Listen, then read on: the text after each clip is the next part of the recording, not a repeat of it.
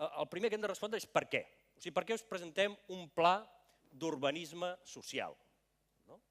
Alguns direu, home, si hi ha un pla general metropolità i precisament està en revisió i, diguéssim, ja ens permet avançar, ja hi ha previsions, ja hi ha una planificació. Però alguns ho heu dit molt clarament i jo us agafo la paraula. Crec que ho ha dit el Pere, potser m'he equivocat, potser era algú altre, però he dit, a partir de cert moment, la planificació política de la ciutat es va convertir en planificació tecnocràtica. I jo penso que hem d'evitar perpetuar el que al nostre entendre, i crec que ho compartim, és una certa equivocació. La tecnocràcia hi ha de ser. La planificació tècnica hi ha de ser, perquè si no estem perduts. En una gran ciutat com Barcelona és obvi que la necessitem. Però al darrere hi ha d'haver un esperit, una inspiració que ha de ser política.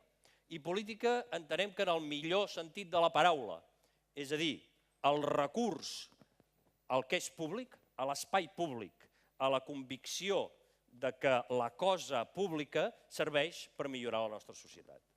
I per tant hi ha d'haver un criteri polític i fins i tot m'atreviria a dir també ideològic. Hem de saber on volem anar. I l'urbanisme, en aquest sentit, es converteix en una eina. I no sé si la millor eina, si digués la millor eina, segur que molts dels que esteu aquí us sentiríeu tremendament afalagats, perquè us hi heu dedicat bona part de la vostra vida. Però en qualsevol cas és una eina indispensable, necessària, i és de les millors, sens dubte, per tal de transformar una ciutat i una societat. Per tant, necessitem l'urbanisme social. Necessitem incorporar-ho a les nostres propostes polítiques.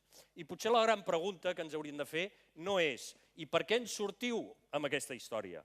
La gran pregunta que ens hauríem de fer tots és per què n'hi ha que ni tan sols s'ho plantegen?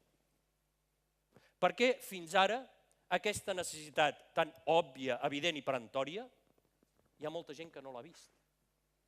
És que potser l'error ha radicat en això, en l'absència d'aquest urbanisme social.